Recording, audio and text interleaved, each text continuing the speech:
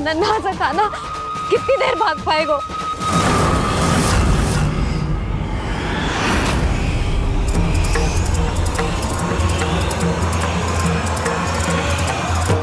और कितनी प्रतीक्षा करोगे मेरी भक्त कालिया? भक्त नहीं, काल हूँ मैं तेरा। जब अहंकार का मुकुट बुद्धि को ढक लेता है तो भक्त अपने भगवान को भी नहीं पहचान पाता। व्यर्थ की पहेली में मत उलझा बालक।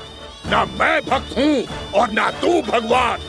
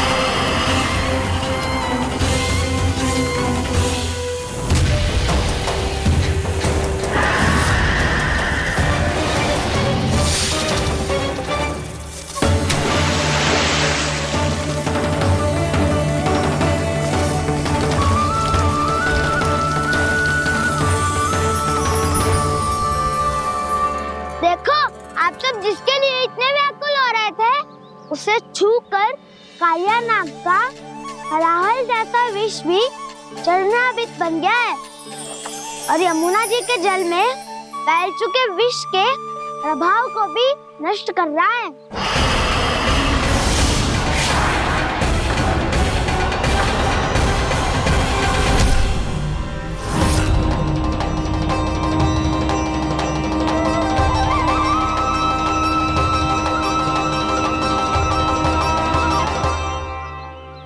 धर्म रक्षक अधर्म विनाशक प्रभु श्री कृष्ण का कौशल सचमुच अद्वितीय है। नारायण नारायण।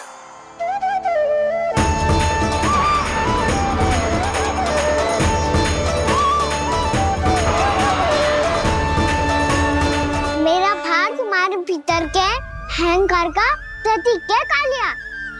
अब तुम्हारा अहंकार, तुम्हारा अनपान मेरे पाँव के नीचे है और तुम्हारी पूंछ अर्थात तुम्हारे प्राण मेरे हाथों में। अब तुम क्या करोगे भक्त?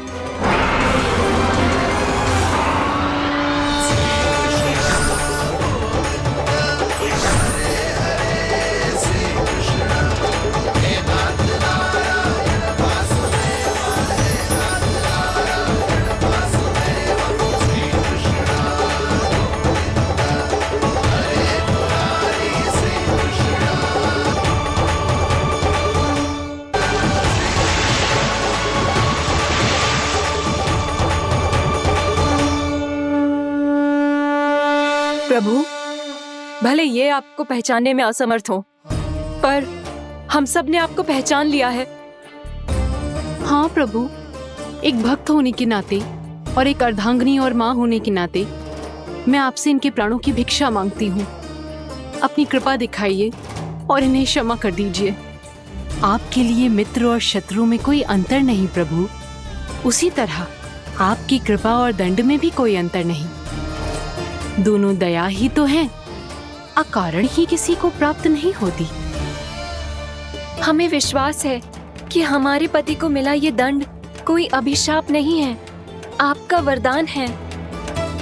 ये सत्य है प्रभु कि इनसे बहुत से पाप हुए हैं। इनके विष से बहुत सारे जीव जंतु को हानि पहुंची है, पर अब आपके चरण इनके शीश पर पड़ गए हैं। ऐसी कृपा तो बड़े बड़े महान महात्माओं को भी दुर्लभ है, और इन्हें प्राप्त हुआ तो अवश्य ही ये किसी महान पुण्य का ही फल है। हे प्रभु, उन्हीं पुण्य कर्मों की शक्ति का आह्वान कर मैं आपसे विनती करती हूँ, इन्हें प्राण दान दीजिए।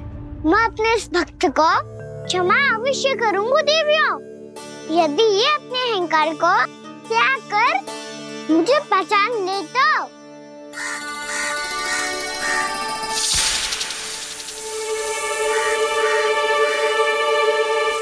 मैं तुम्हें श्राप देता हूँ, जितनी विषैली तुम्हारी जिह्वा है उतने ही विषैले सर्प बन जाओ तुम।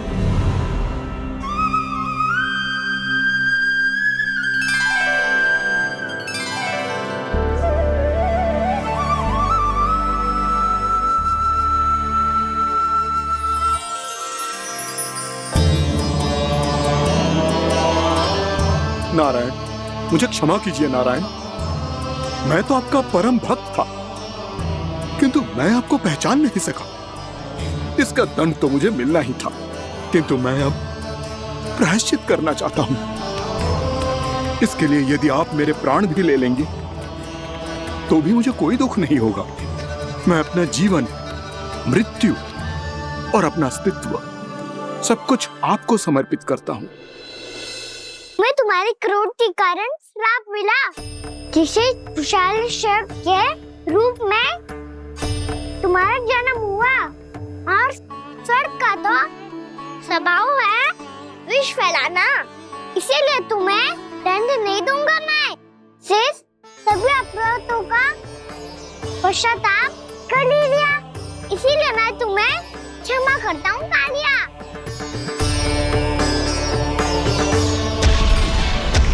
पर तुम्हें यहाँ से दूर समुद्र के बीच जाकर रहना होगा, जहाँ किसी निर्दोष का जीवन तुम्हारे विष से प्रभावित न हो।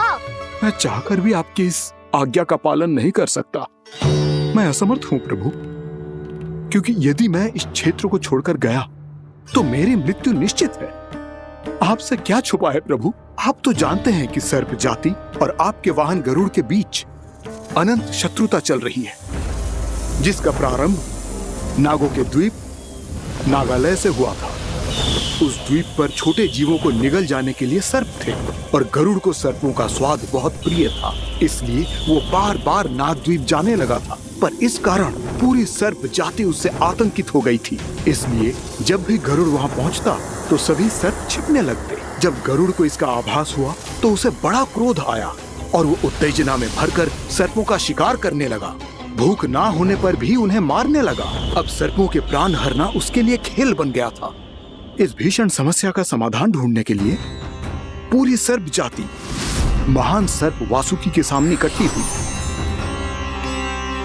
हे महान वासुकी, हमारी सहायता कीजिए। नागद्वीप पर गरुड़ ने आतंक मचा दिया है। पहले तो वो हमें अपना भोजन बनाता था, लेकिन अब हम उसके खेल का साधन बन चुके हैं। भूख हो या ना हो, जब तब आकर वो हमारे प्राण हर लेता है। अनुचित हिंसा के इस प्रथा का आरंभ सर्पों ने ही किया है। पहले आप सबने पूरे द्वीप पर अधिकार कर लिया, फिर आहार के साथ साथ आनंद के लिए भी आप सभी ने निर्दोष जीवों की हत्या की।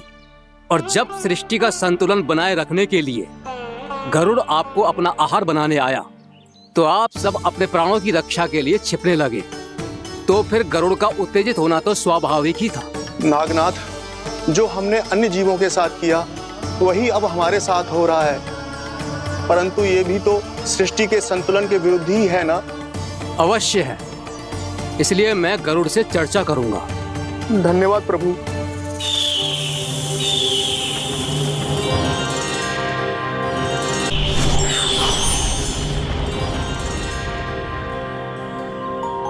श्री नारायण के वाहन पक्षीराज गरुड़, मैं संपूर्ण सर्प जाति की ओर से आपसे एक निवेदन करने आया हूँ।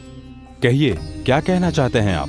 हे पक्षीराज, यदि आप हम पर ऐसे ही आक्रमण करते रहे तो शीघ्र ही हमारी प्रजाति समाप्त हो जाएगी।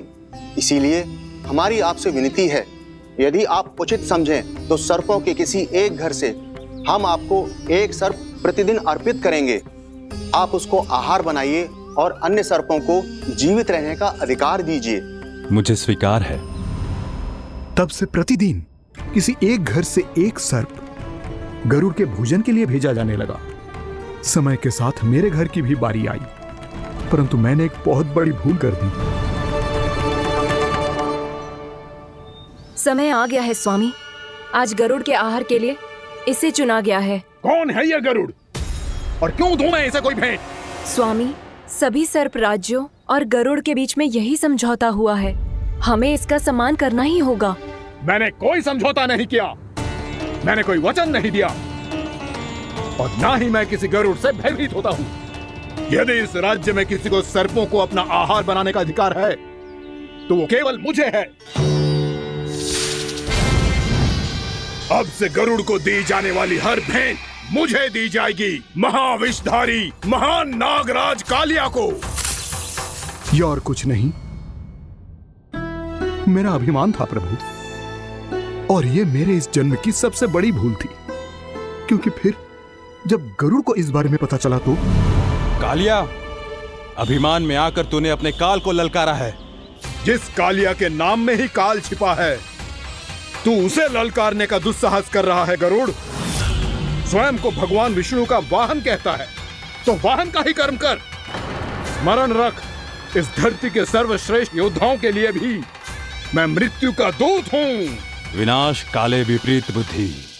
तो जैसे मूर्ख सदा इस युक्ति को सार्थक करते आए हैं, अपने विनाश को आमंत्रण किया है, तो अब भोग।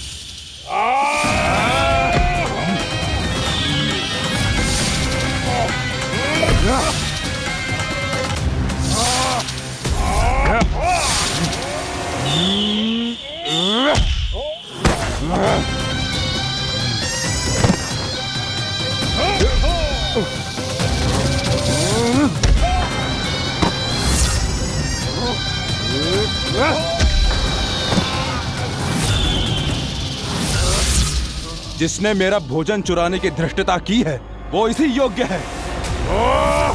तू मुझे जानता नहीं है गरुड़, मैं महाविषधारी नाग कालिया हूँ।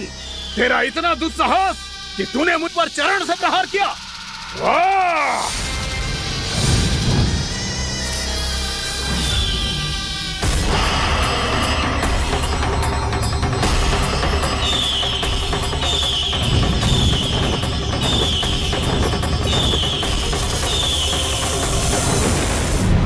मैं अपने अभिमान में भूल गया था कि गरुड़ मुझसे कहीं अधिक शक्तिशाली है।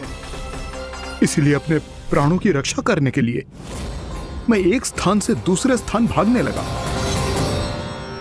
नदियां, पर्वत, यहां तक कि मैंने सागर भी लांघ डाला, पर मैं जहां भी जाता गरुड़ के रूप में मेरा काल वहीं आ जाता। इसीलिए मृत्यु की आशंका से भयभीत होकर मैं अपने बड़े भाई मां कद्रू के प्रथम पुत्र अनंत शेषनाग से राय लेने चला गया। भैया, मैं यहां आपसे आपकी सहायता लेने आया हूं। मेरी एक छोटी सी भूल के कारण यह गरुड़ मेरा पीछा कर रहा है, मुझे हर समय हर स्थान पे ढूंढते रहता है। यदि उसने मुझे ढूंढ लिया तो वो निश्चित ही मेरे प्राण ले लेगा। मुझे कोई ऐसा स्थान बताइए जहां मैं अपनी पत्नी और अपनी संतानों के साथ शांति से रह सकूं। तुम यमुना नदी के किनारे वृंदावन क्षेत्र में जाके वास करो कालिया। गरुड़ वहां प्रवेश नहीं कर सकता, क्योंकि उसे ऋषि सोबरी का श्राप मिला हुआ है।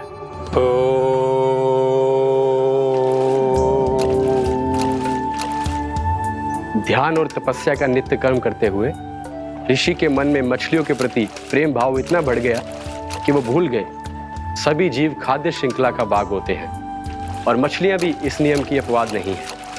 उन्हें मछलियों की अटखेली इतनी अच्छी लगने लगी कि वो इस क्षेत्र के मछुआरों को भी मछली पकड़ने की अनुमति नहीं देते थे।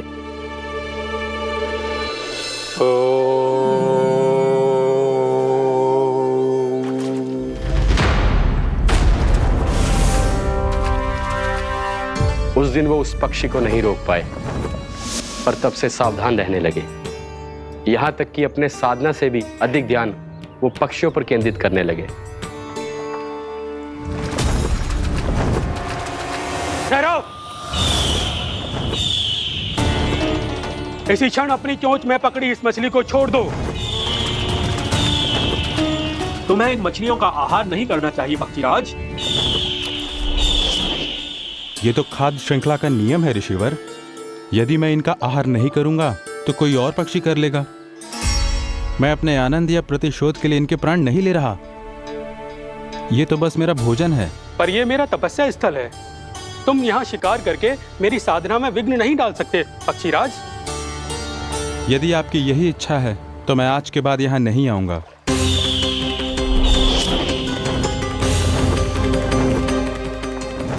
पर आज ये मछली मेरे आहार के रूप में पकड़ी जा चुकी है। मैं वचन देता हूँ ऋषिवर, इस स्थान पर यह मेरा अंतिम शिकार होगा।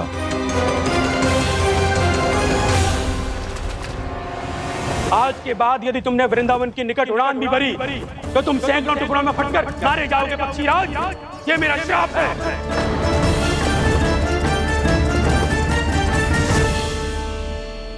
और इसीलिए भैया शेषनाग के सुझाव के अनुसार मैं यहां आ गया। पर अब यदि मैं कहीं और जाऊंगा तो मेरे प्राण नहीं बचेंगे प्रभु। डिस्टेंट रहो कालिया। अब से गरुड़ तुम्हें कोई हानि नहीं पहुंचाएगा। अब तुम्हारे फनों पर मेरी पक्षिंग बन गए कालिया। इसीलिए अब से तुम्हें गरुड़ से कोई भय नहीं होगा। निश्चिंत होकर अपने परिवार के साथ गहरे समुद्र में चले जाओ और सुख से शांति से निवास करो। पर ध्यान रहे निर्दोष जीवों को हानि ना पहुंचे। आपने मुझे जीवन दान दे दिया प्रभु। इस उपकार से मैं कृतज्ञ हूँ प्रभु। आदेश दीजिए, मैं आपकी सेवा कैसे करूं? तुम्हारे जल क्षेत्र से 1 कोटि कमल पुष्पों को लेने की अनुमति दे दो कालिया। यही मेरी सेवा होगी। प्रभु, ये तो मेरा सौभाग्य होगा।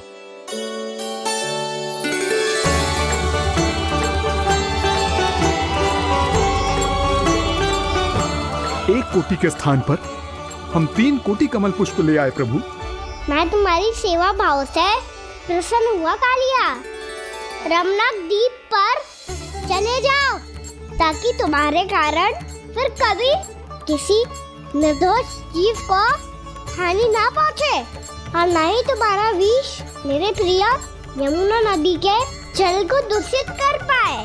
मैं तुम्हें आशीर्वाद देता हूँ।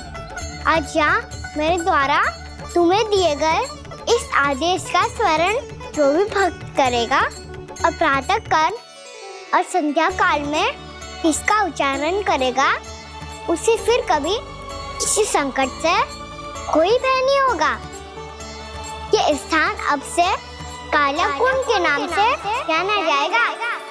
यहाँ पर स्नान करने वाला और देवताओं को इस क्षेत्र से जल का अर्घ्य देकर प्रसन्न करने वाला भक्त यदि मेरा स्मरण करके पा सकेगा तो वो अपने सभी पापों से शीघ्र ही मुक्त हो जाएगा।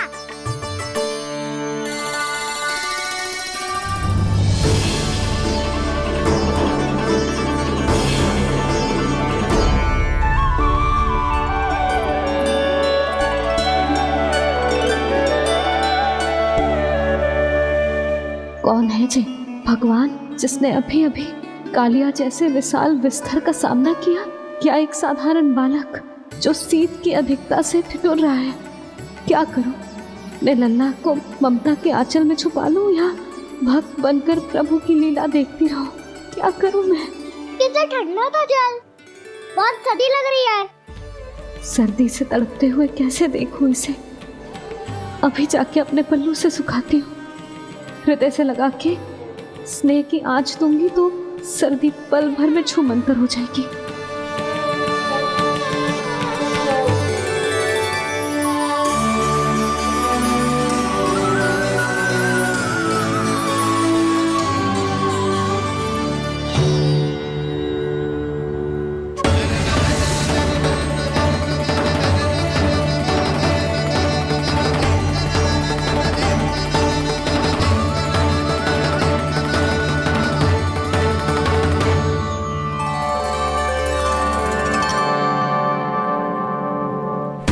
मेरी आवश्यकता ना है इसे। ये तो सच्ची में भगवान ही है, जिसकी ठंड दूर करने के लिए स्वयं द्वादश आदित्य प्रकट हो गए हैं।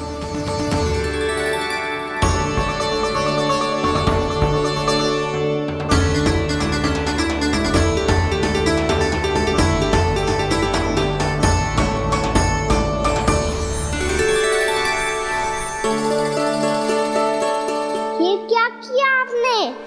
मैया मुझे अपने हृदय से लगाने वाली थी कि आप सब प्रकट हो गए। क्षमा कीजिए प्रभु, पर आपको भीगा हुआ देखकर, ठंड से ठिठुरता हुआ देखकर हमसे रहा नहीं गया। हम अपने वश में नहीं थे प्रभु। भक्ति से भावुक होकर हम प्रकट होने पर विवश हो गए थे।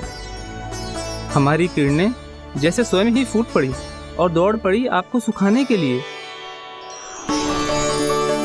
मैं आपका प्रेम, आपकी भक्ति समझता हूं आदित्यगण, और इसीलिए इस समय मैं जहां खड़ा हूं, इस स्थान को द्वादश आदित्य टीला के नाम से जाना जाएगा। द्वादश आदित्य टीला के नाम से जाना जाएगा। हम धन्य हो गए प्रभु। और कहाँ जा रहा है? जो गड़बड़ किया है उसे सुधारिए तो सही। प्रभु आज्ञा दीजिए। अपना दाब इतना अधिक बढ़ा दीजिए कि मुझे स्वेद आने लगे, ताकि मैया मुझे स्वेद में गीला देख के और भूल जाए कि मैं ही भगवान हूँ, और मैया मुझे अपनी गोद में उठा के ले जाए।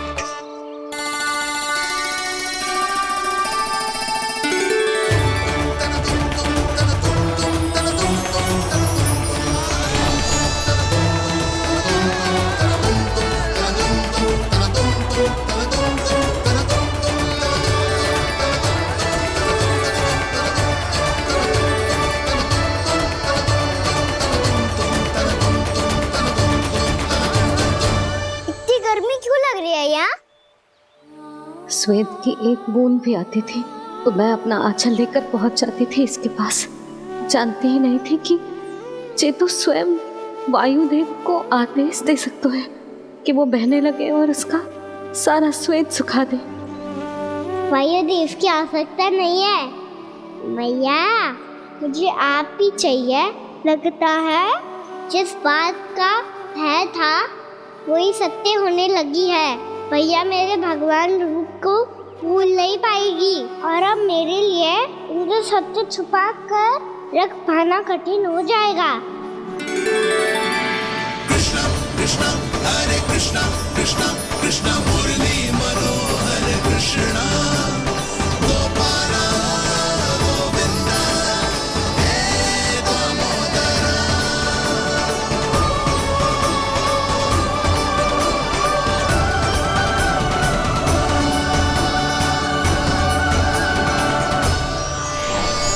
प्रभु, आपके श्वेत से बने इस प्रसंगदान सरोवर का प्रणाम स्वीकार कीजिए।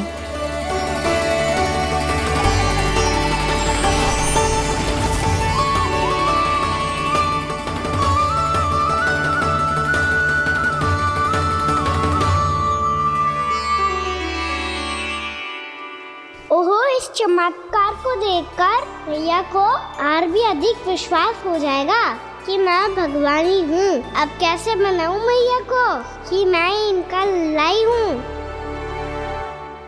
बाबा है ना, अब तो यही सहायता करेंगे। श्री कृष्णा गोविंदा हरे हरे श्री कृष्णा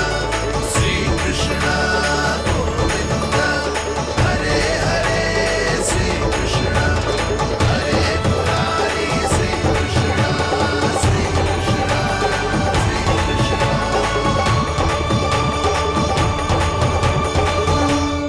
ओए कोटि ना, मैंने तो 3 कोटि कमल पुष्पों का प्रबंध कर दिया है और चिंता करने की आवश्यकता ना है।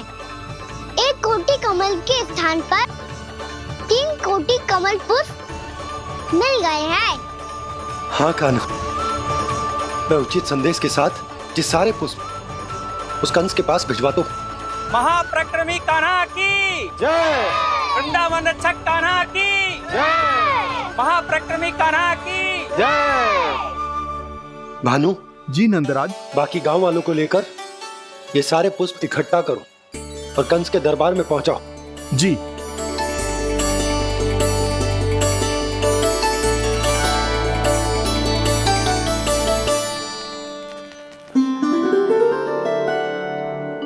मैया, कौन हो तुम? मुझे पता था मैया, जब आपको सत्य पता चलेगा तो आप मुझे मैया की तरह स्नेह ना कर पाओगी, इसलिए आज तक सत्य छुपाता आया हूँ, ताकि आपकी ममता, आपका प्रेम अनुभव करने का अवसर मिलता है मुझे।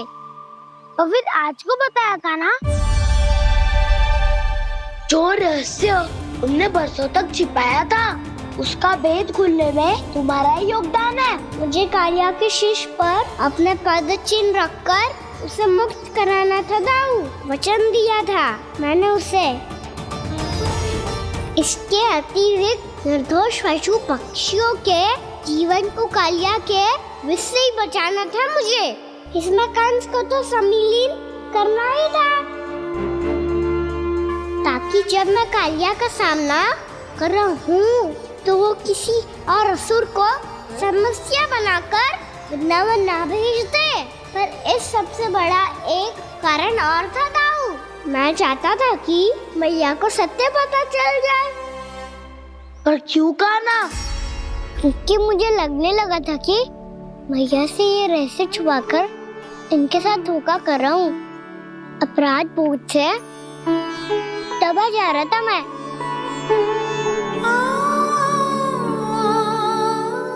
जो सत्य आपको, बाबा को, सभी को पता है, यहाँ तक कि मेरे सखा भी जानते हैं,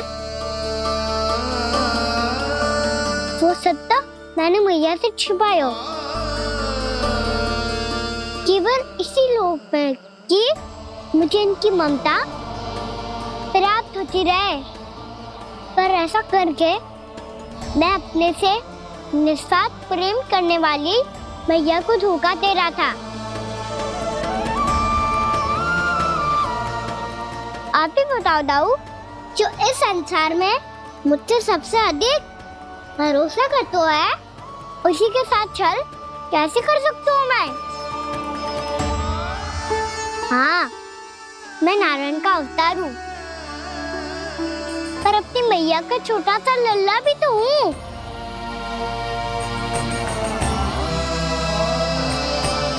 इसीलिए तो यमुना जी में छलांग लगाने का एक कारण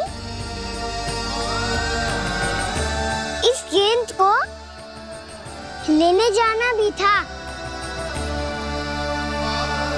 ने स्नेह से बनाई थी मैया ने गेंद, इसे अपने से दूर कैसे होने देता मैं? आपको आभास भी ना है मैया कि आप मेरे लिए कितने महत्वपूर्ण हो। ये सत्य है कि सभी देवता, प्रकृति, भक्त, ये सब है मेरा ध्यान रखने के लिए, मेरी सेवा करने के लिए।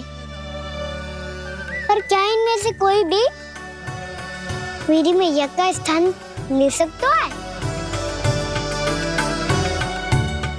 और आप भी तो यही चाहती थी कि मैं आपका लल्ला बन के आऊं, कि मैं आपका लल्ला बन के आऊं, कि मैं आपका लल्ला बन के आऊं। आज जैसे आपने मुझे अपनी गोद में लिटा रखा है, क्या कुछ ऐसा नहीं हो सकता कि शीघ्र ही मुझे आपको अपनी गोद में खिलाने का अवसर मिल जाए? मैया, नारायण का अवतार होना क्या इतनी बड़ी समस्या है कि आप हृदय से भी राह लगा सकते? मैया,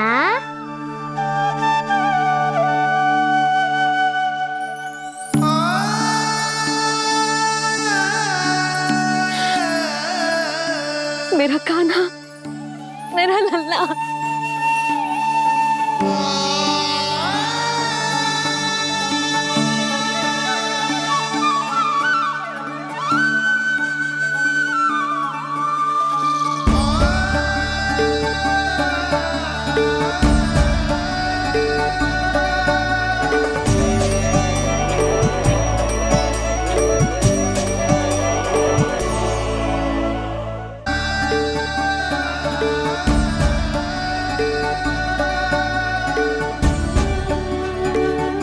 जे सत्य है कि जे जानने के बाद कि तू श्री नारायण का अवतार है,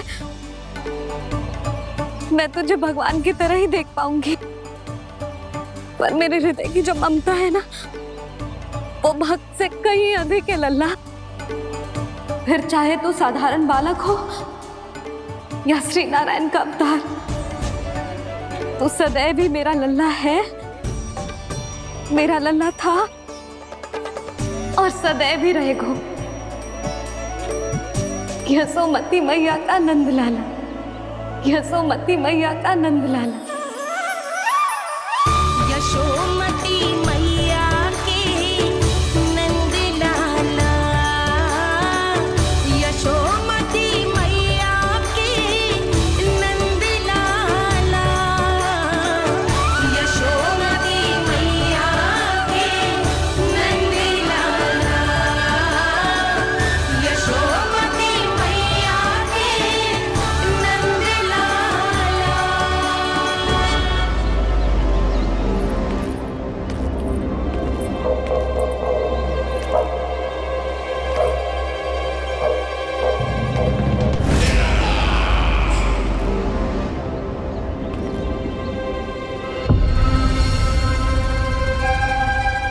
क्या है ये साला? वृंदावन से पत्र आया है महाराज। विनती की गई है कि इसे आपके सामने पढ़ा जाए। पढ़ो। ठीक है करो। महाराज कंस, पूजा के लिए आपको 1 कोटि कमल पुष्पों की आवश्यकता थी। वृंदावन वासियों की ओर से मैं आपको 3 कोटि पुष्पों की भेंट भेज रहे हूँ। कृपया अतिरिक्त पुष्पों को अपनी गोप प्रजा की विनम्र श्रद्धांजलि समझकर स्वीकार करो महाराज। आपको ये जानकर प्रसन्नता होगी कि जैसे ही मेरा पुत्र कृष्ण कालिया नाग के सामने पहुंचो, वो महाभयंकर नाग भी आपके भय से कांप उठा और स्वयं ही ये सभी पुष्प हमारे द्वार पे पहुंचा गए। यदि आपको अब भी आवश्यकता हो तो और भी पुष्पों का प्रबंध किया जा सकता है। आपका विनीत गोपराज नंद। हमारा संघर्ष अभी समाप्त नहीं हुआ है विष्णु अवतार। यशोमती मैया का नंदलाला। पत्र में लिखा है महाराज, उसे इसी नाम से बुलाया जाना प्रिय है।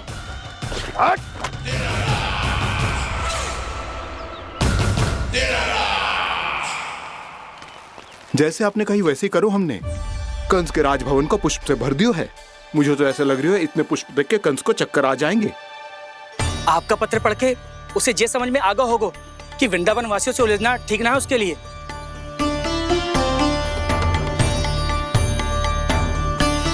वैसे ही हमारे श्री कृष्ण हमारी रक्षा करने के लिए है ना।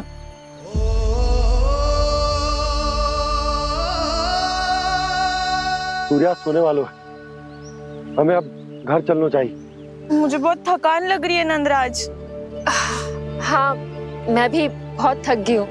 नंदराज, कमल पुष्पों को गाड़ी में लादकर मथुरा पहुंचाने में अब हम भी बहुत थक गए।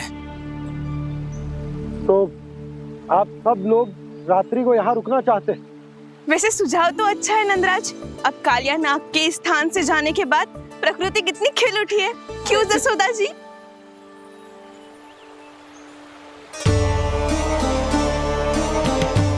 सब सामान्य है, ये जान के भी कि कान्हा भगवान नारायण का अवतार है, किसी को कोई अंतर ही ना पड़ रहा है। तो फिर मेरा मन क्यों अटको है अभी तक? क्यों बार बार मैं इस दुविधा में पड़ जाती हूँ कि कान्हा को एक भक्त के जैसे देखूं या मैया के जैसे? ऐसा इसीलिए है मैया क्योंकि ना तो आपकी भक्ति में कोई कमी है और ना ही ममता में। तो फिर ठीक है, आज हम यहीं रात बिताएंगे। सब लोग विश्राम करिए। जय हुलाबाद। रात वन में भयभीत क्यों हो रहे हो बसंता? श्री नारायण का अवतार कान्हा है ना हमारे साथ।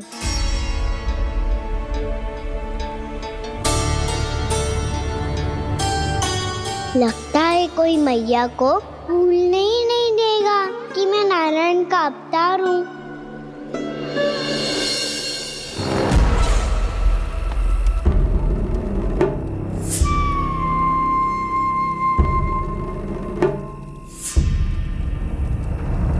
तुम्हें पूर्ण विश्वास है ना गुप्तचर? ये सब कुछ उसी बालक ने किया है। उसी ने कालिया को पराजित करके यहां से दूर भेज दिया है। मैंने अपनी आंखों से देखा है महाराज। और वृंदावन के सभी वासी इस समय वन में विश्राम कर रहे हैं, ये सूचना पक्की है। वो सब पूरी रात वन में ही बिताएंगे महाराज।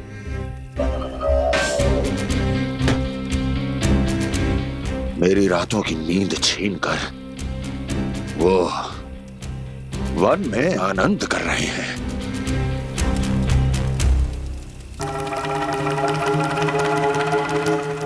किंतु मैं उनके इसी आनंद को मृत्यु के करुण रूतन में बदल दूंगा। उनके चारों ओर प्रकाश होगा, सूर्य की चमक जैसा, आंखें चौंधिया देने वाला प्रकाश। किंतु फिर भी ये रात उनके लिए सबसे अधिक काली होगी, क्योंकि मैं इस पूर्णिमा की रात को अमावस्या की रात बना दूंगा। कभी न समाप्त होने वाली अमावस्या।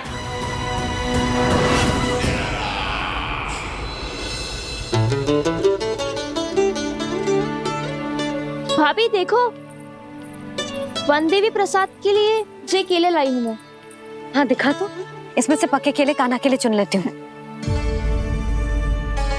पर वो तो नारायण का अवतार है, उसके लिए फल कैसे चुनूं मैं? जो उसके हाथ में आएगा अपने आप ही मीठा हो जाएगा। भाभी क्या होगा, रुक क्यों गई? कछो ना, दिखा।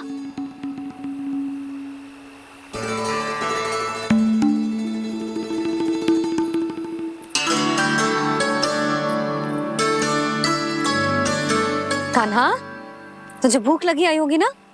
भैया खिलाओ ना। अच्छा,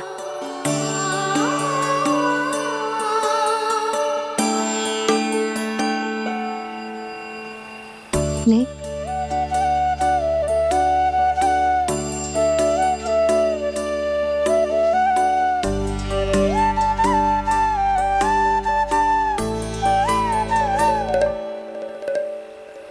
भैया के व्यवहार में बदलाव आ रहा है।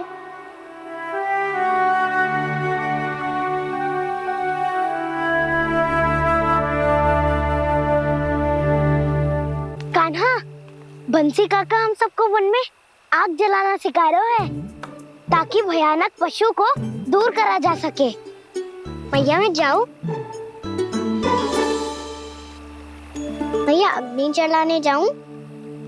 हाँ जा। भैया तो चुपचाप जाने दे रही है, पहले जैसे चिंता भी नहीं कर रही है अब। लल्ला सुन, अग्नि के साथ खेलियो मती और सुरक्षित दूरी बना के रखियो, समझ आई?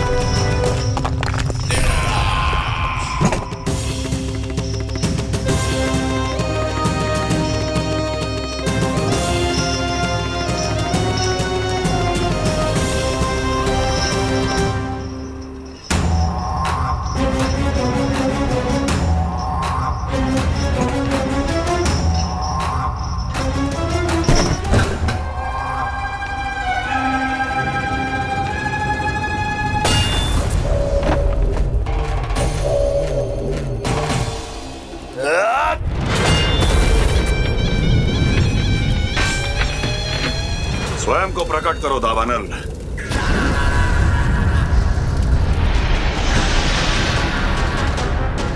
प्रणाम महाराज।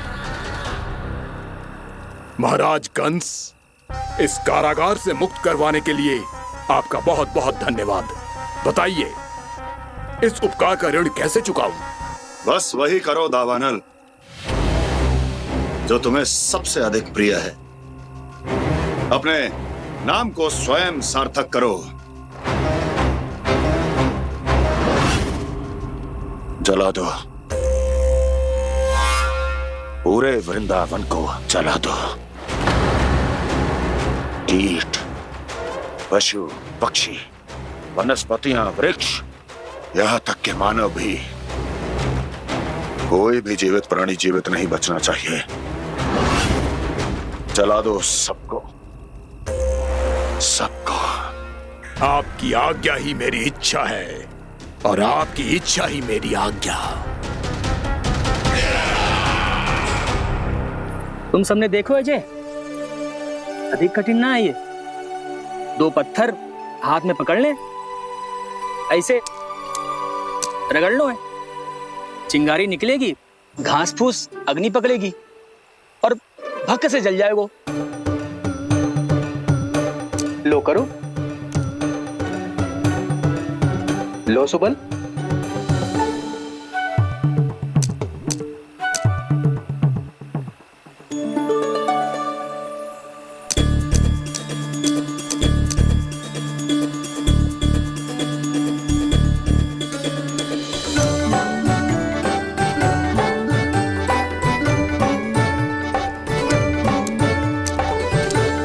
ले कान्हा, तू भी प्रयास करके देख ले।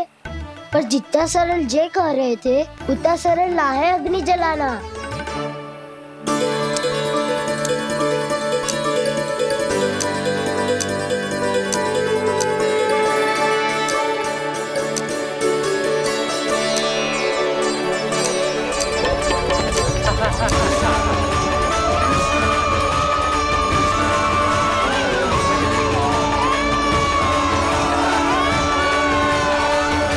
ये तो श्री नारायण का अवतार है। संसार की सारी अग्नि इसके नियंत्रण में है, तो फिर एक चिंगारी उत्पन्न करना कौन सी बड़ी बात है।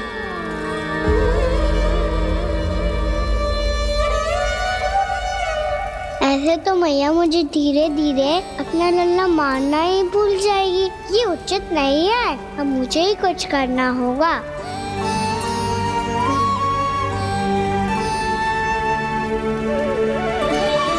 कान्हा, ऐसे मत करो, लग जाएगी।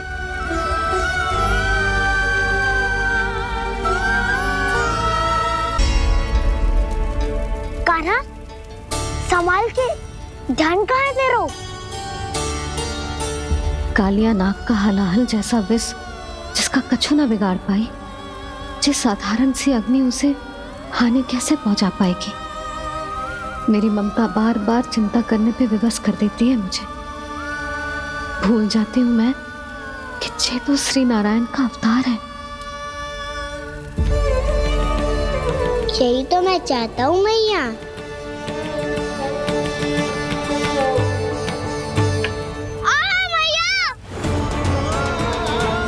कान्हा, कान्हा, देखा देखा, कहाँ लगी? हाँ, बोला था ना अग्नि से दूर रहने। दिखा, जले का चिन्ह ना है।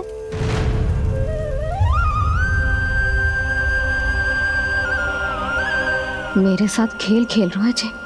इससे पता है कि इसकी पुकार सुनते ही मैया ऐसे ही दौड़ी चली आएगी।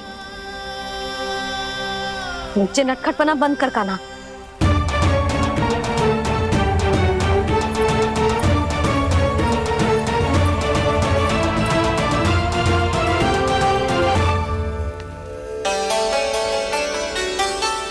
यशोदा, आ जाओ, कान्हा को भी बुला लो।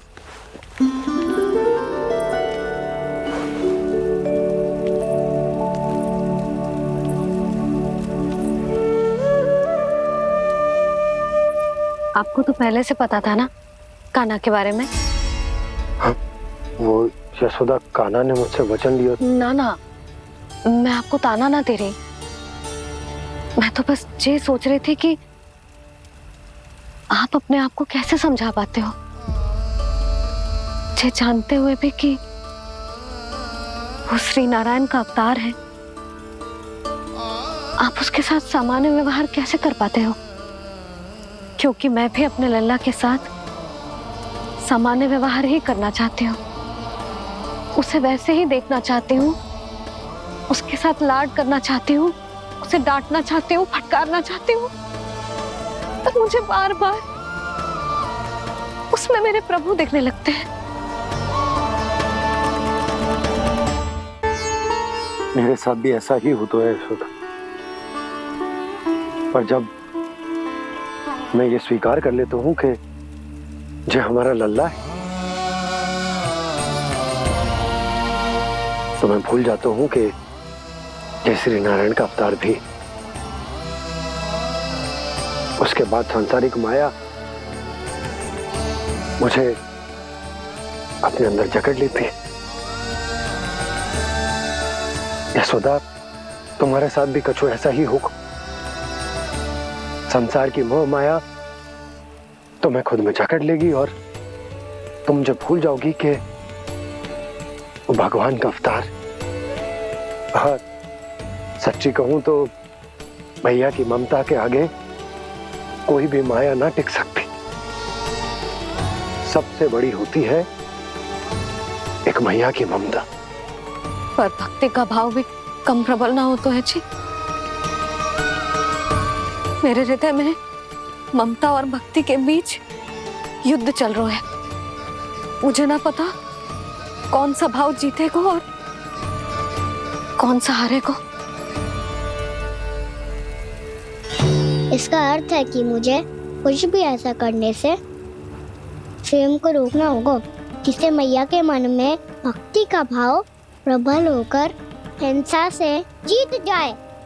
तो फिर ध्यान रखना कान्हा, अब सबके सामने कोई लीला मत कर देना तुम।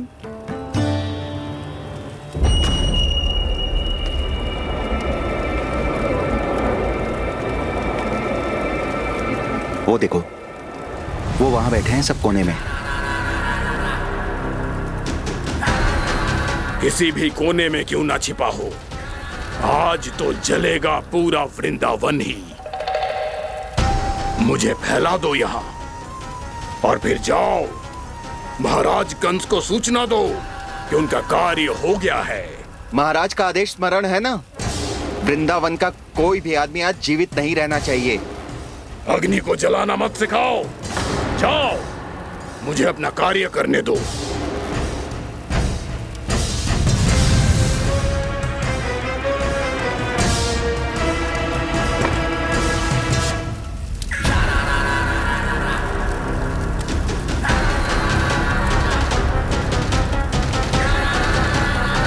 नारायण नारायण हरे हरे, श्रीमन्नारायण नारायण हरे हरे, भजमन नारायण नारायण हरे हरे। क्या हुआ कान्हा? मैंने आपको कहा था ना कि मैं कोई लीला ना करूं, पर देखो कंस मामा ने असुर वृंदावन को भेज दिया है।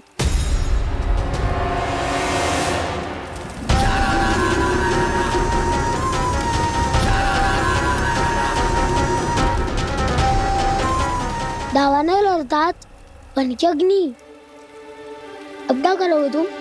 वही जो मैं बताऊं क्या क्या? सबके सामने ही ऐसा कछु ना करूंगा जो लीला लगे, पर सबकी दृष्टि से छुपकर तो कछु करना होगा दाव। इससे पहले कि ये दावानल पूरे वृंदावन को लील जाए। पर कान्हा करने क्या वालों है?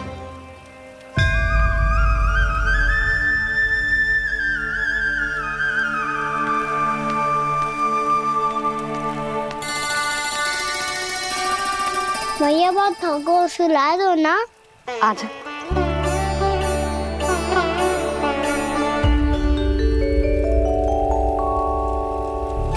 लोरी गाओ ना मैया।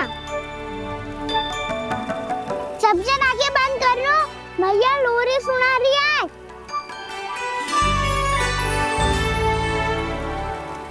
तो ये है तुम्हारी योजना।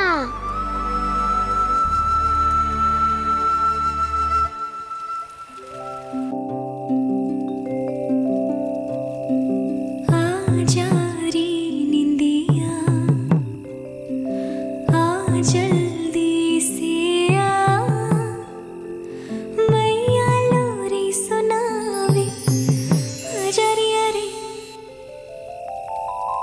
गोदी का पलना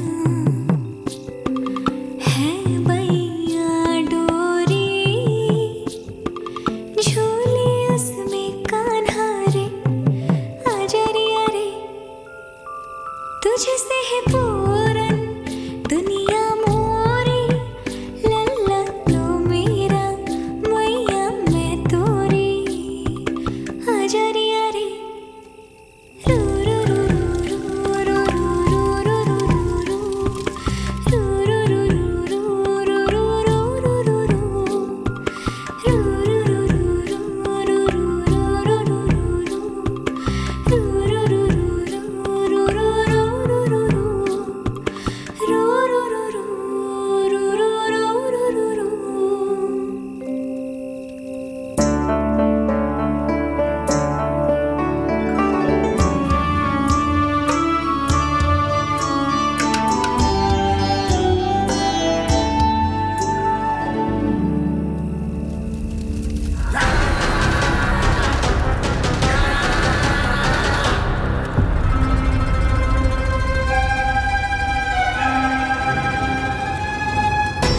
प्रभु शीघ्र ही कुछ कीजिए, अन्यथा पूरा वन ही जल जाएगा।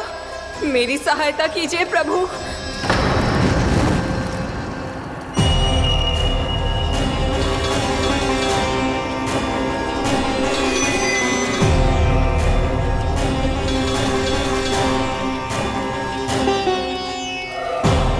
आज कोई नहीं रोक सकता मुझे। आज इस वन का एक एक दिन का जला डालूंगा। मुझे भूल गए दावानल, मैं तुम्हें ऐसा करने की आज्ञा नहीं दूंगा।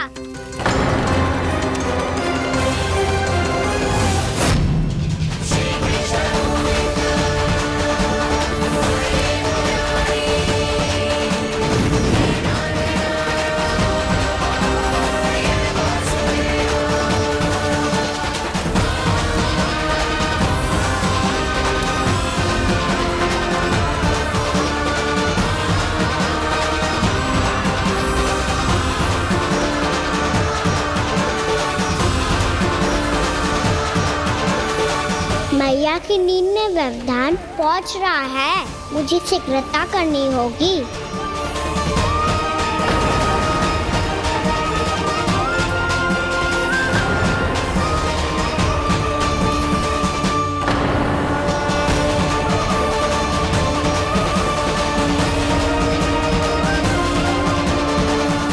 कुछ ही समय पहले बुझती हुई चिंगारी से घबरा गया था, अब इतने विशाल दावानल को निकल गया। फिर से गड़बड़ कर दी कान्हा ने। समझाया था कोई लीला मत करना, तुम्हारी समस्या और बढ़ जाएगी।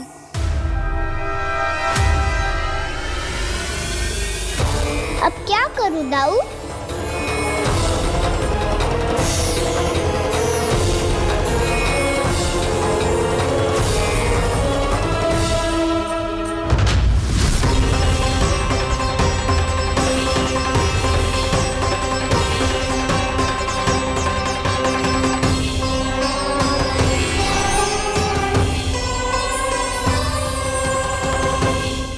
जब जब मैं इसे अपने लल्ला के रूप में देखने का प्रयास करती हूँ, मुझे प्रभु दिखते हैं। कैसे कैसे समझाऊं अपने आप को?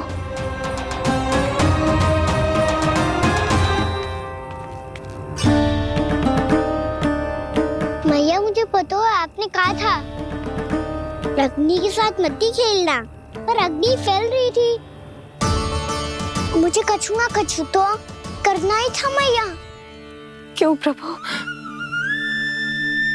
क्यों छीन रहे हो एक मैया से उसकी ममता?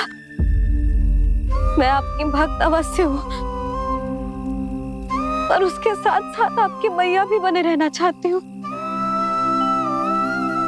आपको एक मैया बनकर दुलारना चाहती हूँ, फटकारना चाहती हूँ, डांटना चाहती हूँ।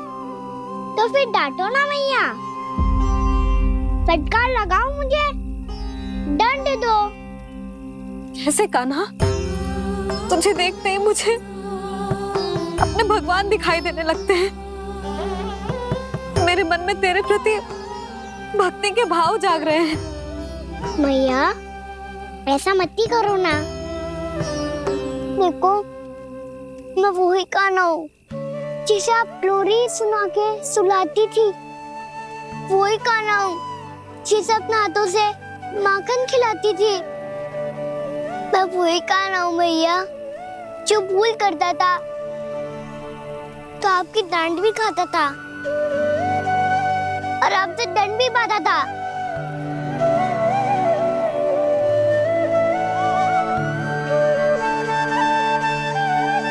मैया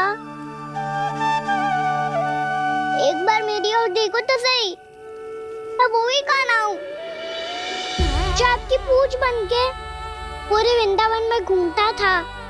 जैसे चलना बोलना सब सिखाया आपने। पहले मेरा सत्य जाने बिना आप मुझे अपने लल्ला की तरह व्यवहार करती थी।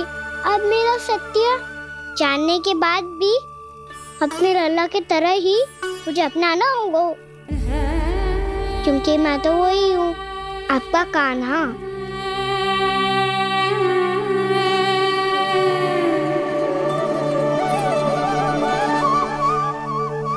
इतना प्यार करते हो तुम मुझसे?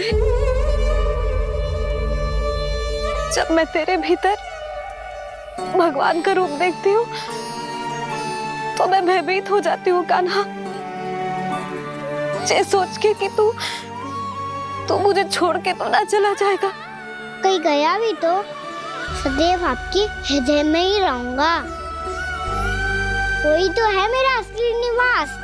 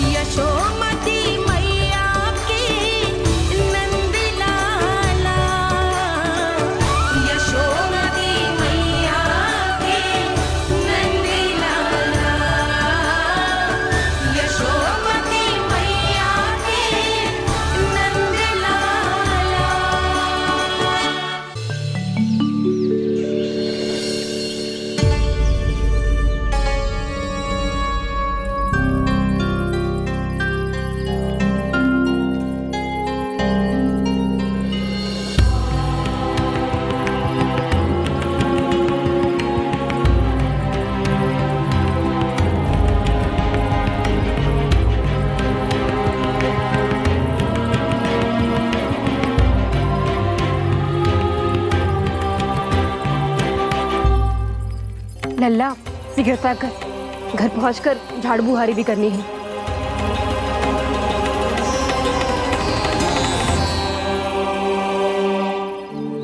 का होगा? ये सब ठहर क्यों गए? ये सब क्या होगा?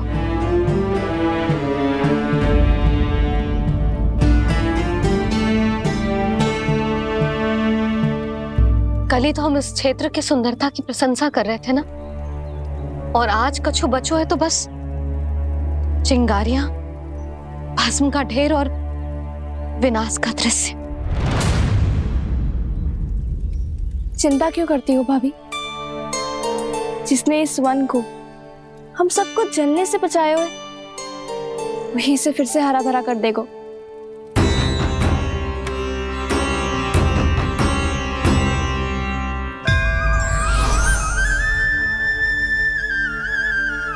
नंदराज, इस समय घर जाना सुरक्षित होगो? पूरा मार्ग जल गयो है। इन सुलगती चिंगरियों का ताप किसी बालक या वृद्ध के पांव में लग गो तो?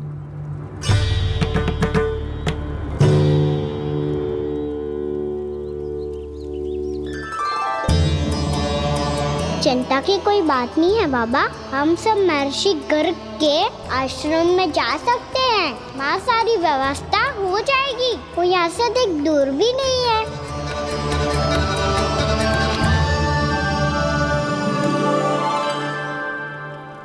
मुझे लगता है कि हम सबको ऋषि गर्ग के आश्रम जाना चाहिए। वहां चलकर कुछ समय उनकी सेवा करेंगे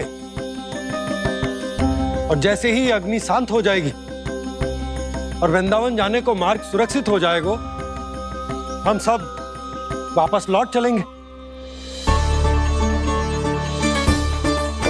अच्छा विचार है। वही महर्षि गर्ग जिन्होंने मेरा नामकरण करा था।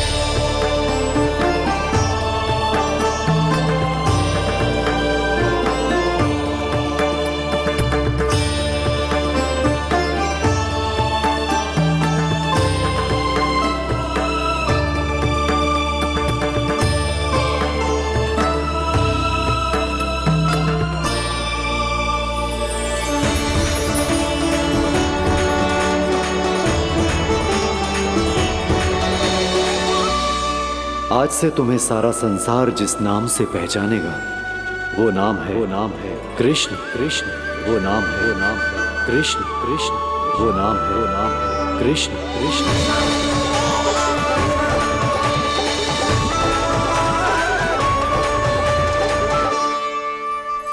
प्रणाम ऋषिवर।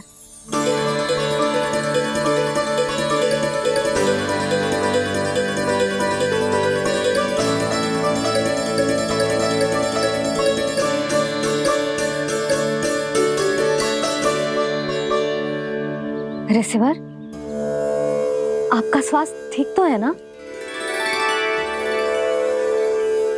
महर्षि को संभालो कान्हा, नहीं तो ये साष्टांग प्रणाम कर देंगे तुम्हें। और तब छोटी बा को तुम्हारे भगवान होने की स्मृति फिर से आ जाएगी।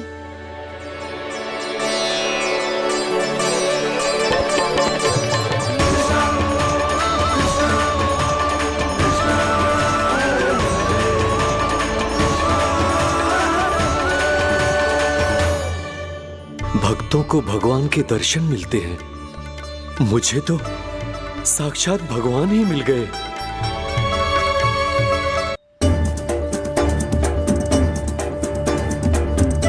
इस समय मैं भगवान नहीं, बस आपका शिष्य हूँ ऋषिवर। स्मरण रखिए, भगवान अपने भक्त के घर नहीं आए।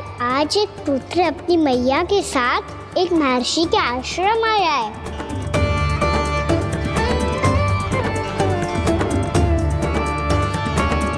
देखो तो इसे, ऐसे हृदय से लग रहा है जैसे कितने अच्छे से जानता हूँ। जानते हो मैया, बाबा ने कितनी बार बताया हो इनके बारे में कि कैसे मेरा नामकरण करा था, इसीलिए तो इतने विशेष है ये मेरे लिए।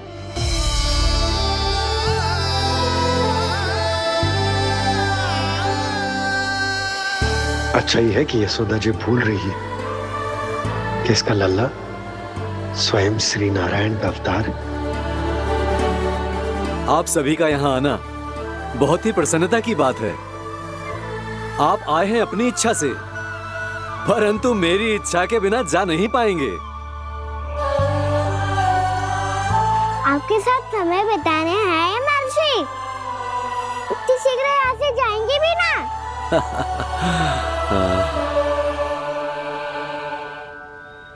लगता है कान्हा के मस्तिष्क में कोई योजना है। कोई फिर से कोई लीला तो नहीं करने वाला ये?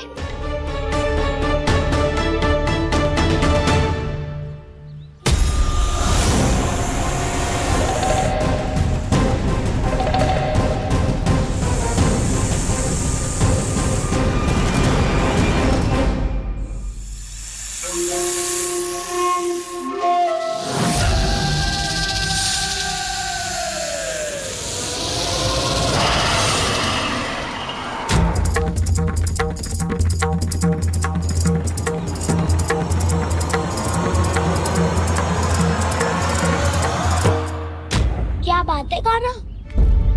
अपने दाऊ को नहीं बताओगे? कौन सी बात दाऊ? याक्षु रुके हो तुम? कोई विशेष योजना बना रहे हो क्या? मैं कोई विशेष योजना कभी नहीं बताता दाऊ। जो होना होता है वो अपने आप हो जाता है। वैसे दाऊ योजना बनाओ भी क्यों? आज कुछ विशेष थोड़ी ना है।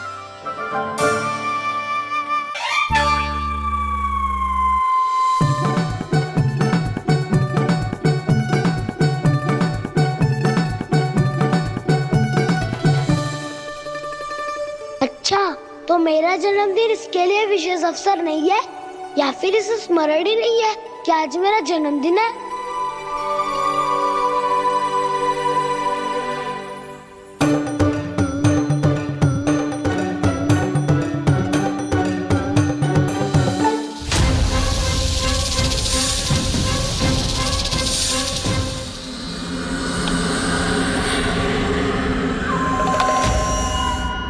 ओहो कान्हा, कितनी दूर फेंक दी?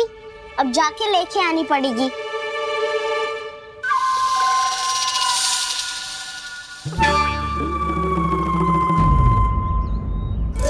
बलराम, वहाँ खड़े क्या हो? आओ घिल्ली लेके आते हैं।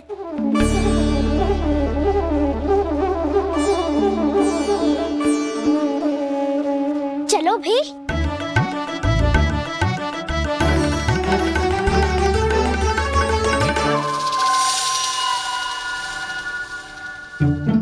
अब मेरी बारी है। नहीं नहीं, अब मैं खेलूंगा। क्या हुआ दाऊ, क्या देख रही हो? ऐसा लगा कि जैसे कोई था यहाँ। वरना दाऊ कोई ना कोई तो जीव जंतु होगा ही।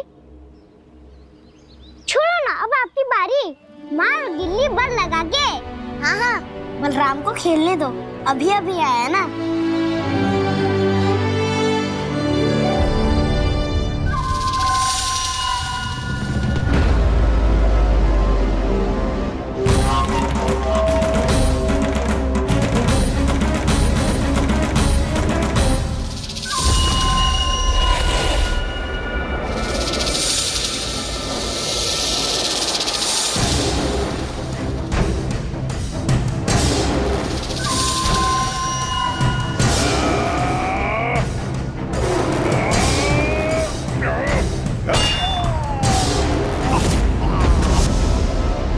यही हत्या की थी ना उसने मेरे भाई बकासुर की। और वो सारे बालक बड़े चाव से देख रहे थे, प्रशंसा कर रहे थे उस मायावी की। मेरी बहन पूतना के हाथों से तो बच गए, किंतु अब मेरे क्रोध से, मेरे भीतर दहकती प्रतिशोध की अग्नि से अब ना तो वो बालक बचेंगे और ना ही वो विष्णु अवतार। और भूलना मत, महाराज ने क्या कहा था? सीधे सीधे उस मायावी का सामना नहीं करना है तुम्हें। वो बालक बहुत चतुर है।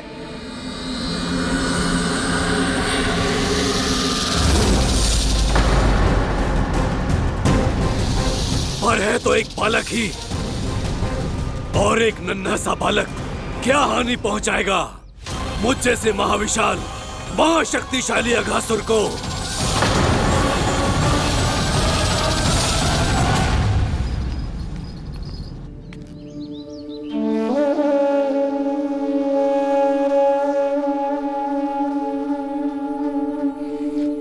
पता नहीं तेरी मैया क्या क्या सोच रही होगी। विवाह के समय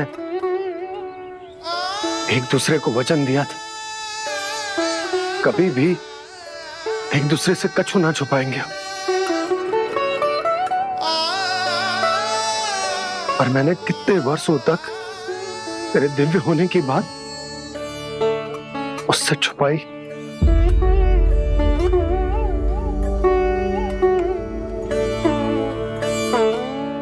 कान्हा, तुमने ही तो कही थी कि मैं तुम्हारा सत्य तुम्हारी मैया को ना बताऊं। फिर तुमने स्वयं ही उन्हें अपने सत्य के बारे में क्यों बताया?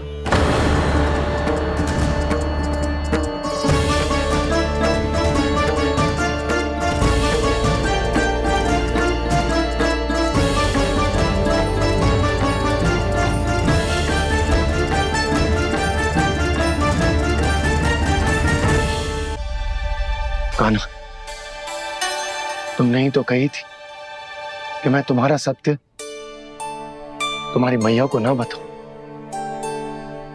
फिर तुमने स्वयं ही उन्हें अपने सत्य के बारे में क्यों बताया? दाऊ के मन में यही शंका थी बाबा। उन्हें भी मैंने यही कहा था कि मैया को कभी ना कभी तो मेरा रहस्य पता चलना था। किसी और से जानकारी मिलती तो उन्हें अधिक दुख होता। इसीलिए मुझे लगा अच्छा यही है कि इन्हें मेरा सत्य से मुझसे पता चले। वैसे भी मैया से भेद छुपा के मुझे अच्छा नहीं लगता बाबा। इतने वर्षों में मैं जब जब मैया से कुछ भी छुपाता था तब तक मेरे हृदय को भी पीड़ा होती थी।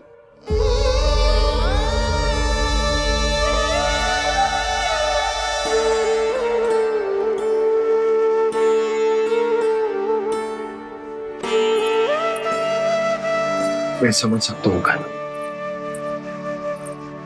क्या सोच रहे हो? कछु ना। क्या कछु ना? पता भी है ये सारे बालक कल रात से भूखे हैं। दो। कान्हा चल।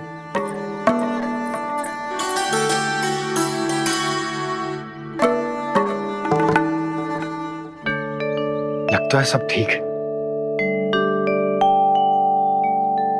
क्या ठीक है? कछु ठीक ना है। बहुत कठिन है, पर मैं प्रयास कर रही हूं कि स्वयं को समझा पाऊं कि मेरा लल्ला मेरे प्रभु श्रीहरि का अवतार है।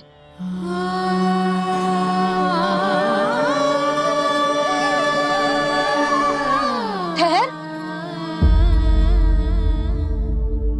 तू कहां जा रहा है बिना बताए?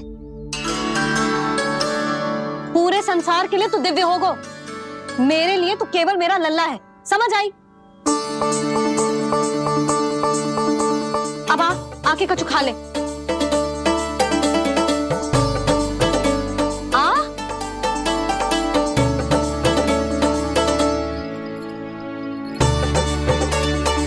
ले खा। पहले आप खाओ मैया। तू खा पहले।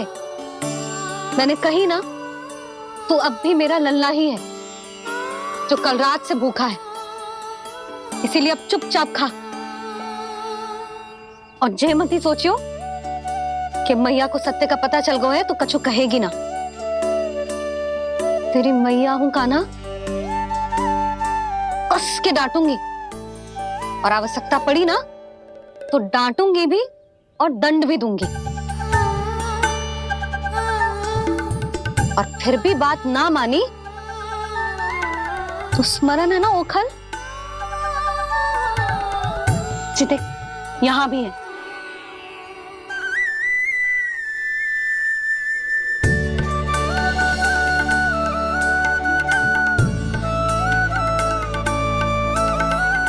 आपकी डांट फटकार और दंड में फूलों से भी अधिक मिठास है भैया।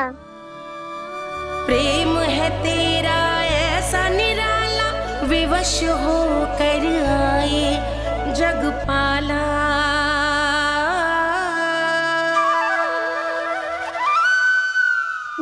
छोटी सी अनुमति चाहिए। फिर से वन जाना है? फिर से कोई लीला करनी है क्या? हाँ वो। बस बस, अधिक बहाने बनाने की आवश्यकता ना है। ठीक है, चला जा, पर वन के अधिक भीतर ना जाना, समझ आई?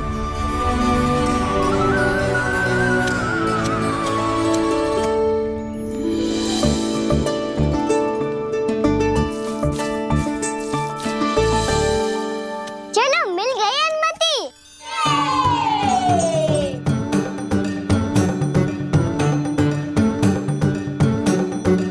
राहु, आप ना चलोगे हमारे साथ खेलने? नहीं, तुम जाओ, मुझे पौधा लगाना है। पर क्यों राहु? क्योंकि माँ ने कहा है आज मेरा कहा है कि पौधे लगाने से फल मिलते हैं। पर पौधा तो लगो, फल ना है। इतने शीघ्र फल नहीं आते खाना, कम से कम 1 वर्ष प्रतीक्षा करनी पड़ती है। तो 1 वर्ष के बाद इसी पौधे के नीचे बैठ के फल खाएंगे। आज के विशेष दिन को स्मरण रखना सिखाओ। सब स्मरण रखना, बस अपने दाऊ का जन्मदिन ही भूल जाना तुम।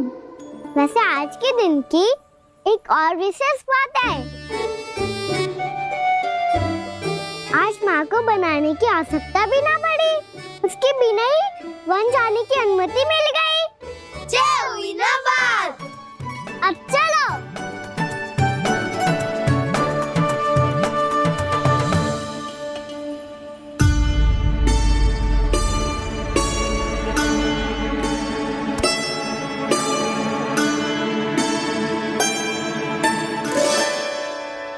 बलराम, कहाँ थे तुम? अच्छा, तुम्हें पता है महर्षि गर्ग ने मेरी विनती स्वीकार कर ली है। तुम्हारे जन्मदिन के विशेष अवसर पर तुम्हारे लिए विशेष पूजा करेंगे वो। जो किसी को स्मरण ही ना रहे, वो कैसा विशेष अवसर? क्या हुआ? किसी ने शुभकामनाएं नहीं दी? सखा भूले तो कोई बात नहीं, पर छोटा भाई भूल गया माँ। क्या? ये कैसे संभव है? वही तो मैं भी सोच रहा हूँ माँ। पूरे संसार की हर छोटी से छोटी बात जिसे ध्यान रहती है, वो अपने बड़े भाई का जन्मदिन कैसे भूल सकता है? सुनो सुनो सुनो, ये तो अच्छा करो कि तुम सबने से किसी ने भी दाऊ को पता ना चलने दिया कि उनका जन्मदिन हमें स्मरण है। पर अब हमें उनके लिए कुछ ढूंढना होगा। हाँ, हम सबकी ओर से कोई ना कोई विशेष उपहार। तो फिर गौवंश का ध्यान कौन रखेगा? और कौन? तुम। गैया मैया की तो समस्या ना है, पर जब बछड़े मेरे वश में ना आते, इन्हें तो कान्हा ही संभालेगा। अच्छा ठीक है, पर तुम सब जाओ और कुछ अनोखा ढूंढ कर लाओ। गए सब? अब इनकी अनुपस्थिति में शांति से अघासुर का अभिमान भंग करूंगा। इसे क्या लगता है ये मुझे अपने जाल में फंसा लेगा? इसके मित्रों को मृत्यु के जाल में ऐसे फंसाऊंगा मैं कि ये रक्षा की भिक्षा मांगेगा मुझसे।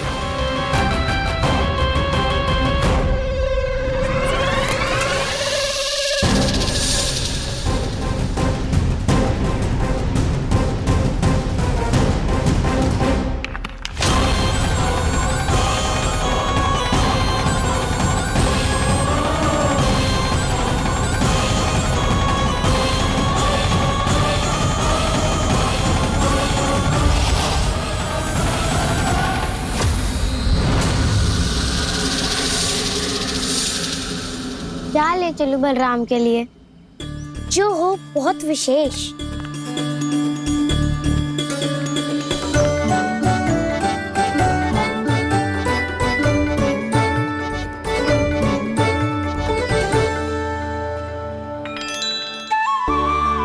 ये फल उसे बहुत प्रिय है।